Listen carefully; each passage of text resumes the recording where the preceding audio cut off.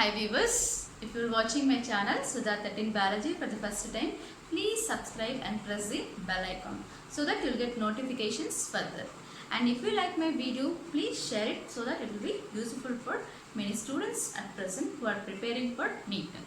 And for today's session, I would like to discuss about selective reabsorption and secretion. So in the previous class, we have been discussed about the glomerular filtration, that is first step in urine formation. So coming to selective reabsorption as well as secretion today. And in the previous class itself, I told you that the kidney, so around 1100 to 1200 ml of blood which is being filtered by kidneys per minute, that is 1100 to 1200 ml. That means it is only 1/5 of each ventricle when it is being pumping the blood, when each ventricle is undergoing heart contraction, that is 5 liters approximately, out of which there is 1100 to 1200 ml of blood is being filtered by the kidney per minute, okay, per minute in the kidney. And out of this we collect as nephric filtrate. After the filtration it will be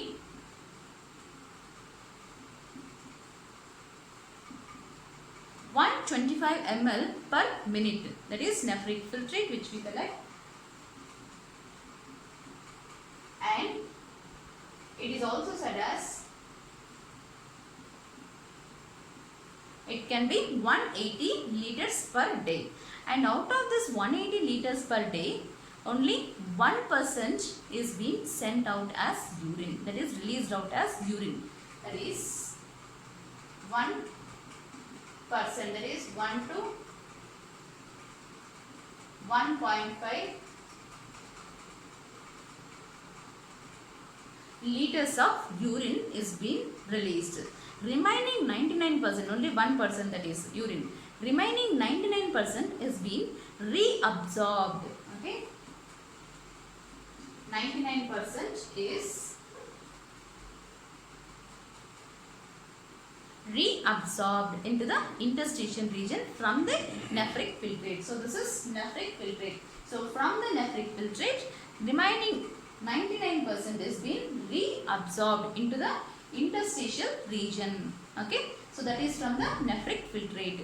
And now this nephric filtrate is the one which is being filtered through the glomerular, the complete filtration membrane region, and now it will have, except plasma proteins, all the remaining substances whatever present in the plasma except plasma proteins like glucose, amino acids, vitamins, okay, and all them with even nutrients as well as some electrolytes, sodium chloride, all this will be present in the nephric filtrate.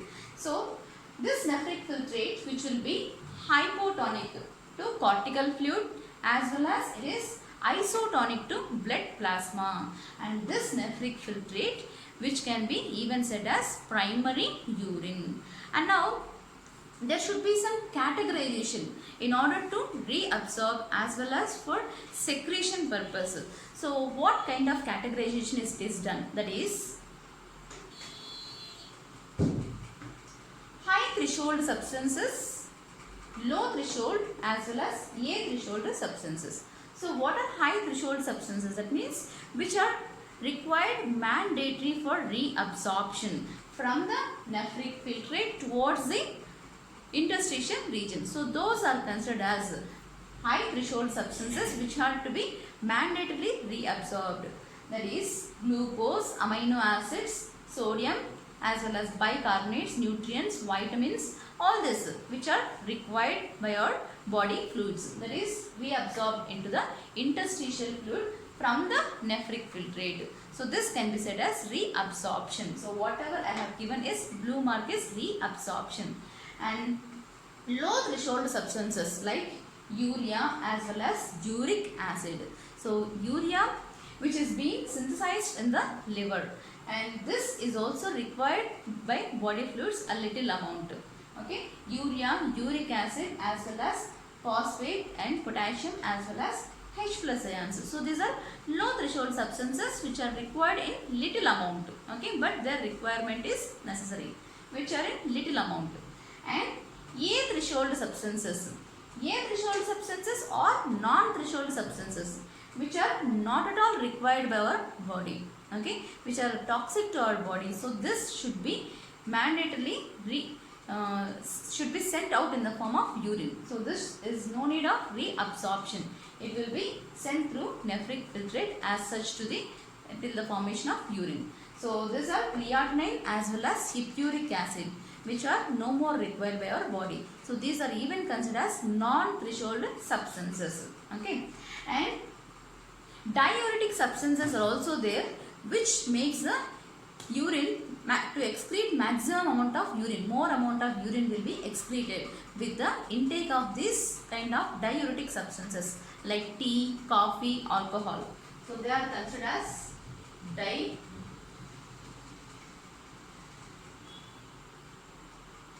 diuretic substances, that is tea, coffee, alcohol, which will increase the excretion amount of urine. So which will increase more amount of urine excretion. So this can be considered as diuretic substances. And now coming to high threshold substances, especially glucose, amino acids as well as sodium. So this will be reabsorbed from the nephric filtrate into the interstitial region, that is in the proximal convoluted tubule, mainly by active process. So this proximal convoluted tubule, which is especially made up of cuboidal epithelial cells with a brush bordered epithelium. So this brush bordered epithelium, because of the presence of this brush border, it increases the surface area for absorption process, and maximum reabsorption is also occurring in the proximal convoluted tubule. Okay, so especially here glucose, amino acids and sodium, which are reabsorbed by active process. So GAANA, remember GANA. Okay, so like that this will be reabsorbed active process. As sodium is reabsorbed, even chloride ions which are negatively charged, even this will be reabsorbed into the interstitial region from the nephric filtrate. Okay, now water, which is again water as well as electrolyte reabsorption, it is 70 to 80% in the proximal convoluted tubule. Very important. So water by especially osmosis process, it will be reabsorbed. So water is reabsorbed by osmosis process. So 70 to 80% of water as well as electrolytes will be reabsorbed from the proximal convoluted tubule into the interstitial region. And now, so here, in order to maintain ionic acid-base balance, pH acid-base balance, even some amount of substances will be secreted, that is H plus ions as well as ammonium ions from the interstitial fluid. So this is from the interstitial fluid in the cortex region, will be secreted, okay, towards the, that is secreted by tubular cells into the nephric filtrate. That is whatever arrow mark which I have given is black arrow mark towards the tubule. It is secretion from the interstitial fluid through the tubular cells which are present here, will be secreted into the nephric filtrate. So in order to maintain ionic acid base balance of pH. So this will be secreted into the nephric filtrate. And now, and some amount of potassium is being reabsorbed, and it is also said that potassium ions will be even secreted in the proximal convoluted tubule. Okay, and next coming to, so after reabsorption, so maximum amount of glucose, amino acids, all these are being reabsorbed here, which are majorly required. High threshold substances are reabsorbed in the proximal convoluted tubule. So we say this kind of reabsorption in PCT, that is proximal convoluted tubule, it is mandatory, okay, or obligative reabsorption. So mandatory or obligative reabsorption. It is mandatory or obligative reabsorption without the involvement of any hormones here. Okay, mandatory it is. And next, the remaining filtrate, okay, the remaining renal fluid which is after reabsorption process, this will be moving down towards the medullary region through this Henle's loop. So this loop of Henle, it is called as descending limb of Henle's loop.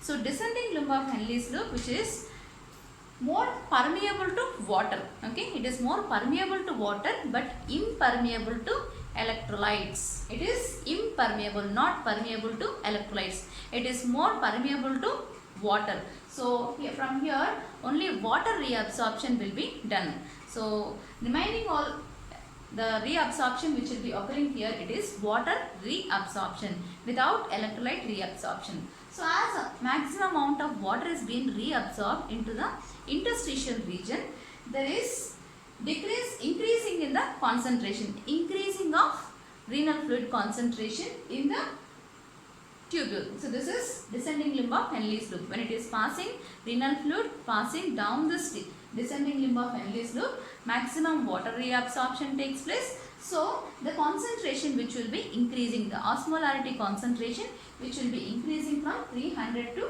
1200 when it is reaching up to the Henle's loop, and that is towards the medullary region. 1200 osmolarity can be seen. So now from this region of Henle's loop, descending limb of Henle's loop, now it will be moving through ascending limb of Henle's loop. So in the ascending limb of Henle's loop, you can see thin part as well as thick. This is thin part of ascending limb of Henle's loop, and this is thick part of ascending limb of Henle's loop. It is proximal part where there is sodium chloride. Okay, sodium chloride reabsorption, that is by passive process without utilization of energy. So in this part of ascending limb, but whereas in the thick part of ascending limb, the sodium chloride will be reabsorbed into the interstitial region by active process, that is from this part of ascending limb. And now there is some amount of urea is being secreted by the Henle's loop into the nephric filtrate. So this is through the renal fluid, there is some amount of urea is being taken in, and in the ascending limb of Henle's loop of thick part, sodium chloride will be reabsorbed. So now as salts, that is sodium chloride, is being reabsorbed in this part of ascending limb. Now the concentration, again the osmolarity concentration of renal fluid, slowly it decreases again when it is reaching up towards the cortex region. So now from this ascending limb of Henle's loop, the nephric filtrate, that is renal fluid, will be passing up to the distal convoluted tubule which is present in the cortex region. So Henle's loop is present in the medullary region, whereas when it is moving up to the cortex region, now again you can see distal convoluted tubule. So distal convoluted tubule as well as this part, ascending limb, which is thick part, they are made up of cuboidal epithelium but without any brush border. And now coming to distal convoluted tubule, the maximum water reabsorption will be done here in order to produce concentrated urine. Okay, so water reabsorption will be done here, and as well as some amount of bicarbonates as well as sodium chloride ions also will be reabsorbed into the interstitial region. So now the reabsorption process in the distal convoluted tubule, it is regulated or conditional. Okay, so it is mainly by the hormones, that is ADH as well as by aldosterone hormones. So DCT works under the control of hormones. So it is controlled reabsorption process as well as it is also said as conditional reabsorption or regulated reabsorption process, or even we say it as facultative reabsorption, which is occurring in the distal convoluted tubule. Okay, it is conditional reabsorption or facultative reabsorption because it is under the control of hormones, that is anti-diuretic hormone, which is also called as vasopressin. Okay, and one more, aldosterone. Okay, so both DCT as well as next, which is leading from DCT, it is collecting that even this is also under the control of hormones. And now you can see, in order to maintain ionic balance, acid base pH balance, some amount of K plus as well as H plus ions as well as even some amount of ammonia is being secreted from the interstitial fluid towards the renal fluid through the tubular cells which is present in DCT. So this is secretion which is occurring in the DCT region. And now the remaining, okay, which will be passed towards the remaining renal fluid, which will be passed towards the collecting duct. So now even in the collecting duct, maximum water reabsorption takes place. So this is all majorly to maintain water like osmoregulation in our body fluids, to maintain water balance. So here, and also to produce more concentrated urine out. So water reabsorption will be occurring more in DCT as well as collecting duct again. Okay. So now in the collecting duct also maximum water reabsorption will be taken place, and now H plus ions as well as K plus ions also will be secreted a little amount into the collecting duct, that is from the interstitial region towards the collecting duct in order to maintain ionic balance. Now you can see some amount of urea is being reabsorbed from the collecting duct. So whereas here it is secreted, okay, in the ascending limb of Henle's loop, thin part, whereas in the collecting duct urea is reabsorbed. So urea is being reabsorbed into the interstitial region from collecting duct.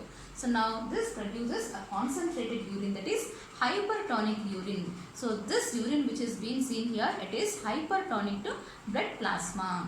And from this collecting ducts, as we know that a set of collecting ducts join to form a duct of Bellini, and from this it will be leading towards the renal pyramid and then calyces region, and then from calyces to pelvis, and from pelvis to ureters. The urine will be, the concentrated urine will be passed through ureters and then finally to urinary bladder and then leading out through urethra. So this is how the concentrated urine is being produced through this selective reabsorption as well as secretion process.